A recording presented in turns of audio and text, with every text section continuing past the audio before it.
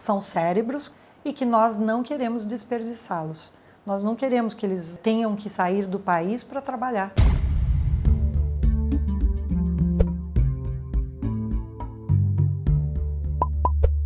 Soraya, você assumiu o primeiro mandato na reitoria da Unifesp em 2013 e agora você está no começo do seu segundo mandato.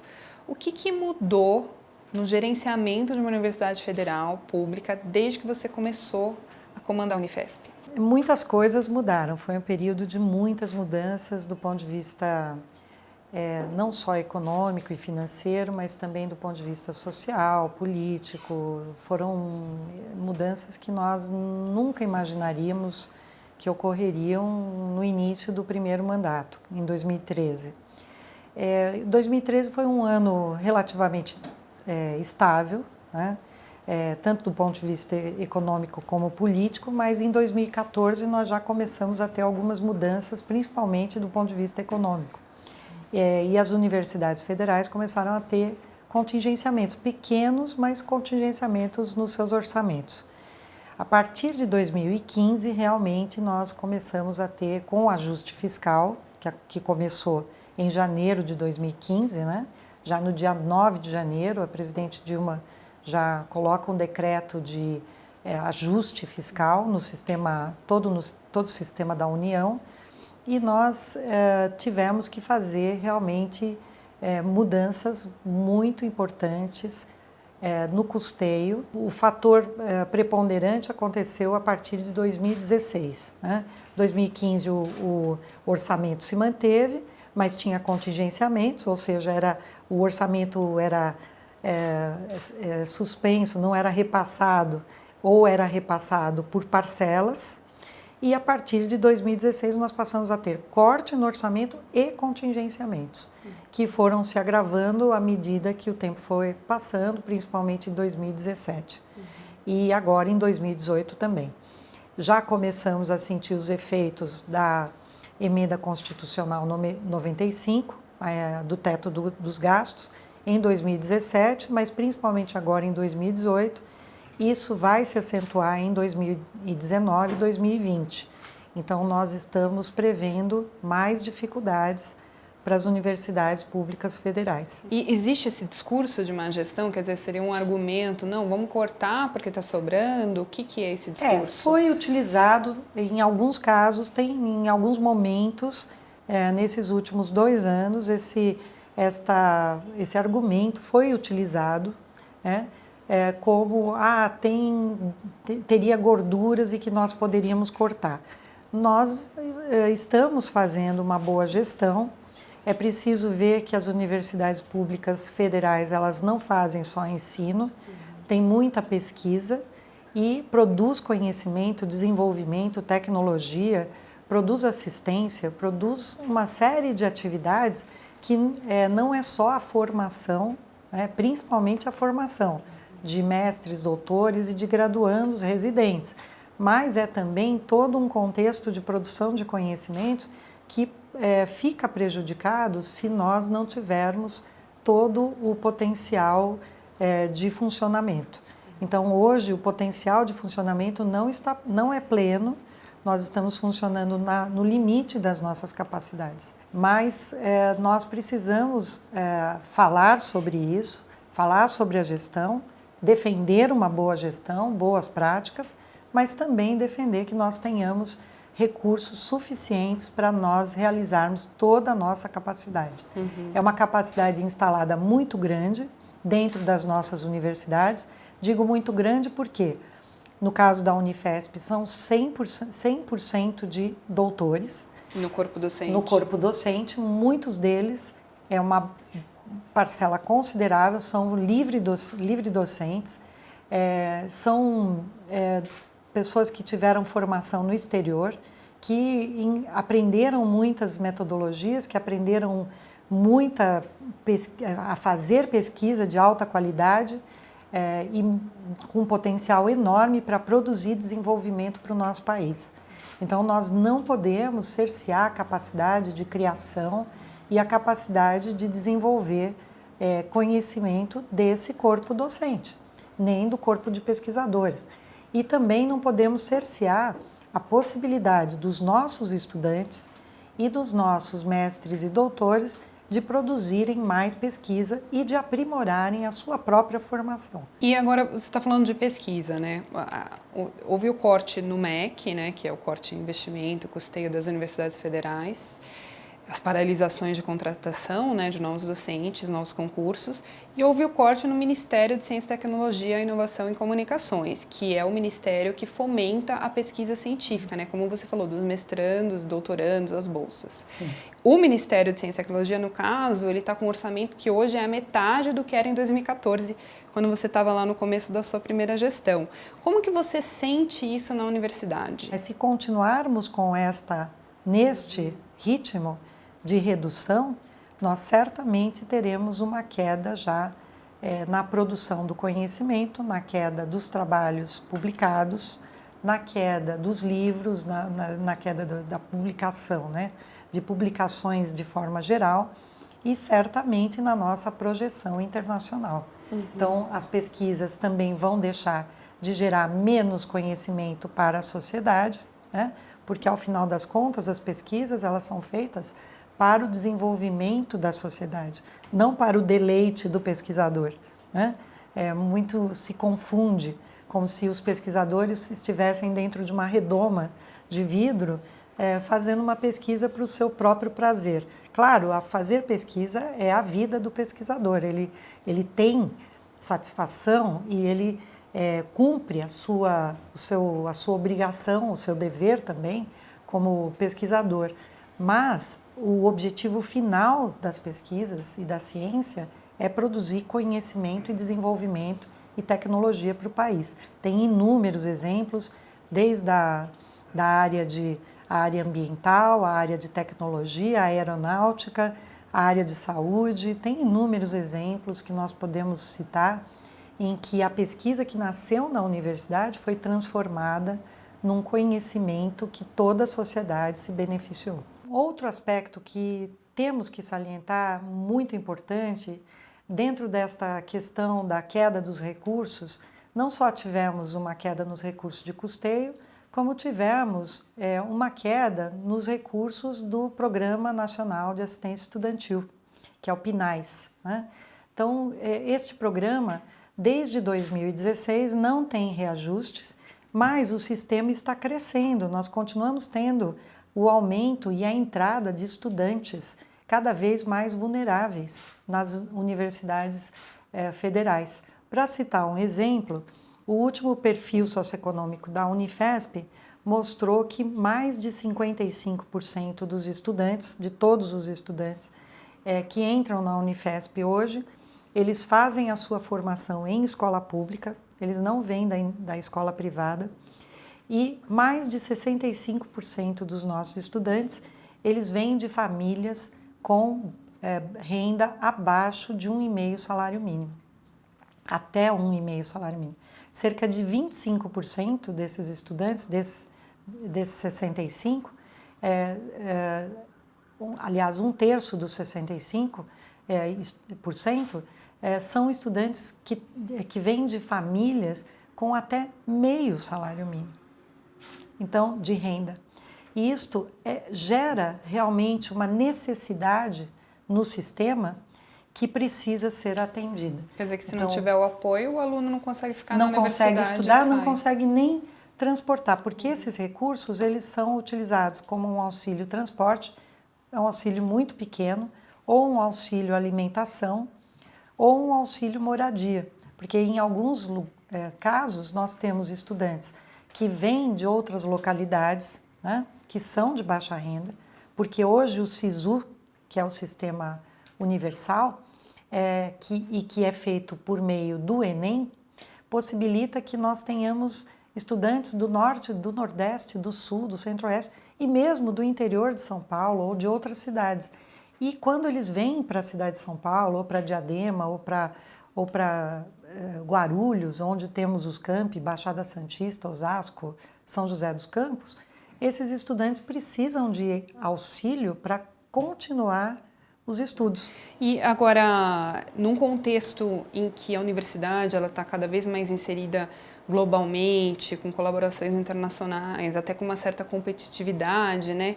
Como que quer lidar com essa questão de ter que ter colaborações internacionais, pesquisas de impacto internacional e, ao mesmo tempo, estar observando dificuldade de manter um equipamento que pode ser essencial? Quer dizer, parece que a conta não fecha.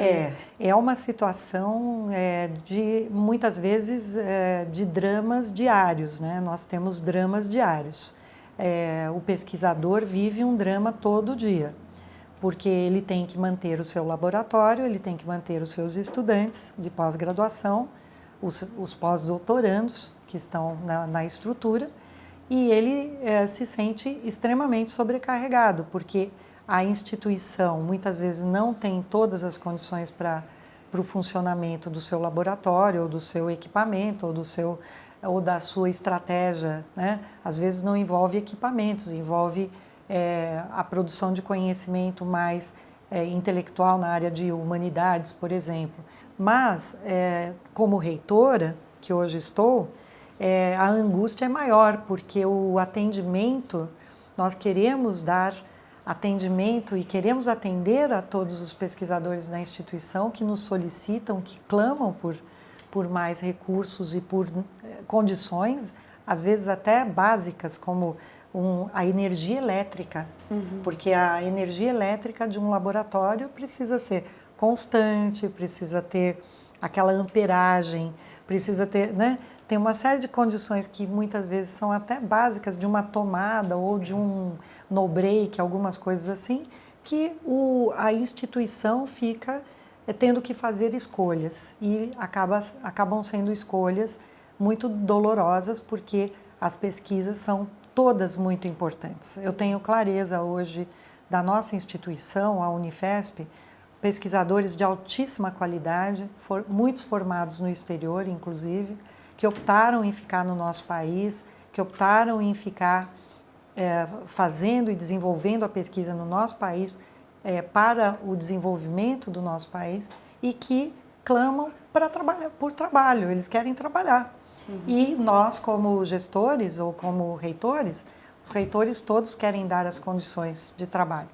E dependemos hoje de uma situação econômica e orçamentária que precisa deste olhar específico.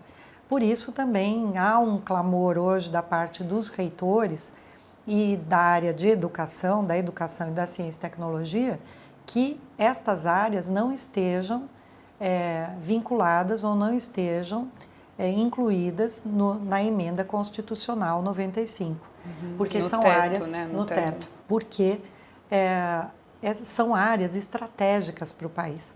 Um país que tem educação de qualidade, que tem ciência e tecnologia, é um país que cresce, que se desenvolve. O presidente da FINEP esteve no nosso conselho universitário recentemente e ele mencionou que para cada R$1 gasto, né, em ciência e tecnologia, são gerados mais R$4 em desenvolvimento para o país. Então, de fato, é um jogo, uma conta de ganha-ganha, todos ganham. Não é custo, é investimento. Exatamente. Né? E agora, nesse contexto, né, imagino você também no seu laboratório, né, você trabalha com pós-graduandos, mestrandos, doutorandos, aí eles vão se formando e, de repente, eles terminam a sua formação, como você disse, altamente qualificados, num contexto de crise. Como fazer para esses profissionais que, enfim, se formaram, inclusive com dinheiro público, numa expectativa de contribuir para o desenvolvimento do país, como fazer com que eles fiquem no país, mesmo na crise, com que eles não fujam, né, que é a chamada fuga de cérebro? Essa é uma questão que nos aflige, né, a todos hoje também. Hoje nós temos praticamente o triplo do número de pós-graduandos no país, mais de 130 mil pelos números de 2015. Né? Isso é um aumento no sistema. Então, são mais de 12 mil doutores sendo formados todo ano e o país precisa dar respostas para estes doutores também. A iniciativa privada também precisa dar respostas no seguinte sentido: investir na pesquisa, para que nós possamos absorver estes doutores, para que eles possam desenvolver pesquisas também no setor privado, que afinal de contas vai resultar em mais conhecimento e mais desenvolvimento para todos. Essa era uma pergunta, quer dizer, como trazer a iniciativa privada ou trazer mais a iniciativa privada? E se a iniciativa privada pode ser uma solução para a falta de recursos públicos? A iniciativa privada, é importante que ela participe deste processo de construção e de desenvolvimento da sociedade. Então, se nós temos uma empresa que tem interesse numa determinada pesquisa, existem regras e existem arcabouços jurídicos para que as universidades públicas façam as pesquisas em colaboração, numa colaboração com regras claras, transparentes e muito bem regidas pelas nossas legislações. Isso é muito importante, né? Eu me lembro que há uns anos atrás, quando eu era pós-doutoranda no NIH, no National Institutes of Health, nos Estados Unidos, que é um país liberal e que tem um investimento público muito grande em pesquisa, mas que também tem um investimento privado muito grande. Então, a iniciativa privada nesse país, ou nesses países, nos países europeus também, muitos deles, contribui muitas vezes de forma igual ao que a iniciativa pública, o serviço público, contribui para o desenvolvimento da pesquisa e da ciência. Então, é importante, sim, com certeza, é fundamental.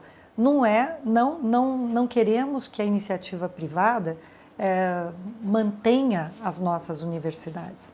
Não é isto.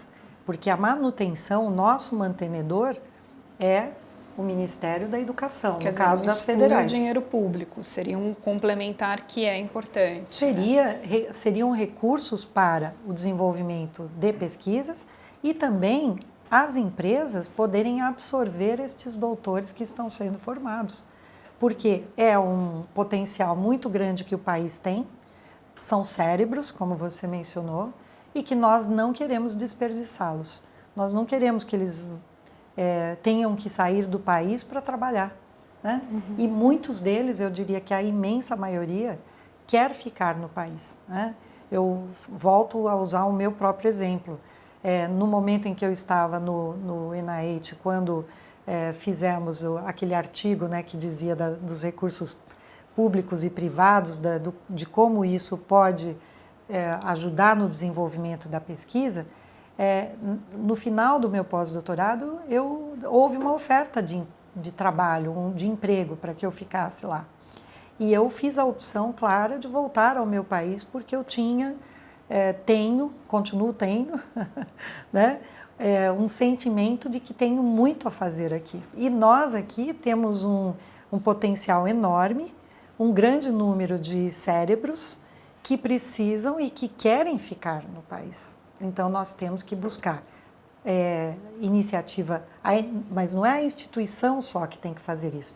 É preciso ter políticas que permitam, políticas gerais, globais, que permitam que o investidor faça realmente o investimento, mas também que o Estado brasileiro não se furte a sua obrigação de também desenvolver pesquisa e educação para a sociedade brasileira. Quer dizer que falta também uma iniciativa pública para trazer as empresas, né? Faltariam criar um instrumento... Criar instrumentos, sim. E acredito que políticas que possam fazer com que isso aconteça. Atrair a empresa para a universidade. Também, mas também que possam criar um ambiente em que as empresas também mudem a cultura, porque isso também faz parte da nossa cultura, de que as empresas no Brasil, ou o investimento privado no Brasil hoje, ainda não está fazendo todo o seu potencial, poderia fazer mais. Então, nós temos que o Estado, ele é o regulador, né?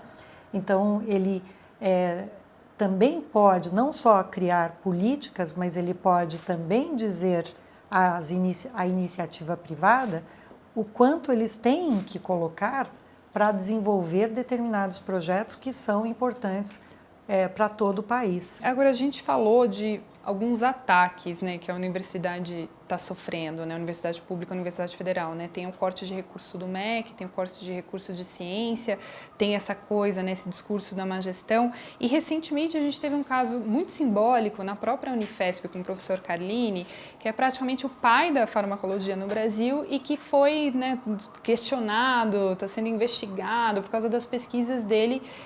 Foi acusado de pesquisar, contribuir, fazer alusão à maconha. Isso também é algo que a gente tem que olhar porque diz respeito à nossa liberdade acadêmica.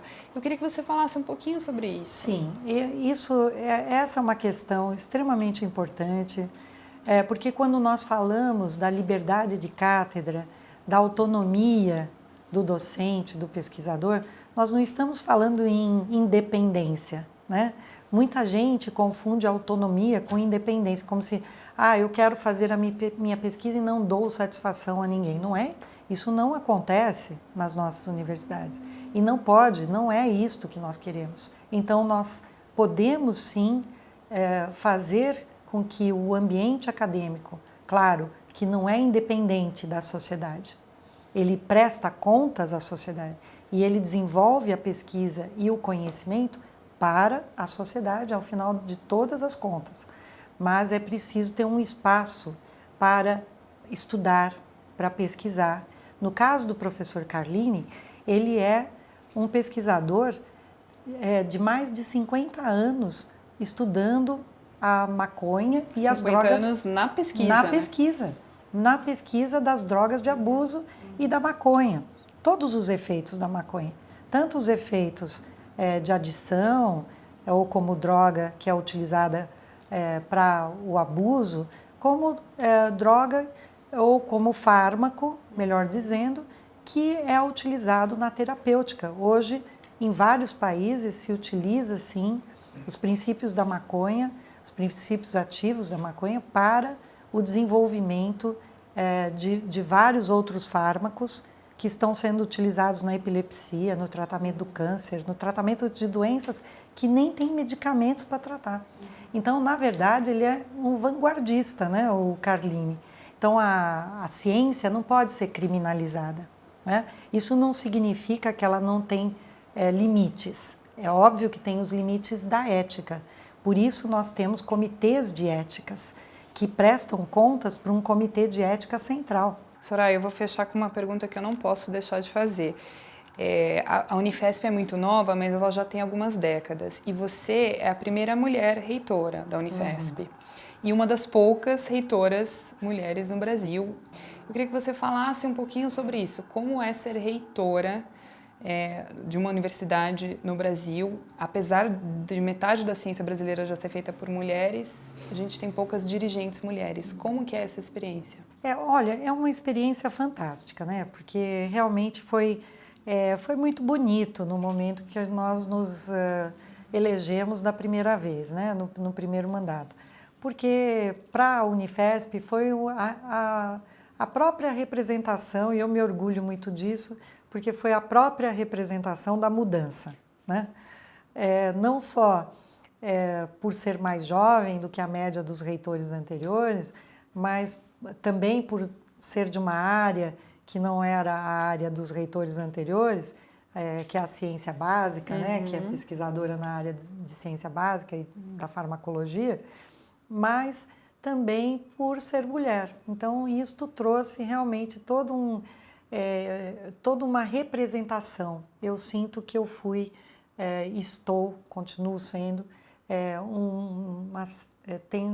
uma representação de um conjunto de elementos, de fatores, tanto do desejo de mudança, quanto das mulheres também, das mulheres em posição de liderança em lugares de comando.